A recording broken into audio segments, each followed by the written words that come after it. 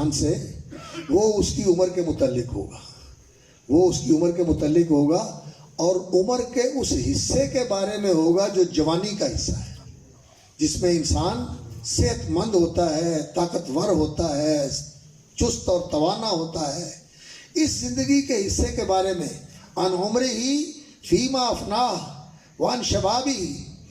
ایک روایت میں عمر کا لفظ ہے اور ایک روایت میں شباب جوانی کا لفظ ہے۔ تو جوانی کی عمر کے بارے میں پوچھا جائے گا کہ تو نے اس عمر میں کیا کیا۔ ہماری جوانی جو ہے وہ غفلتوں میں گزرتی ہے، کھیلوں میں گزرتی ہے، عیش و عشرت میں گزرتی ہے، لیکن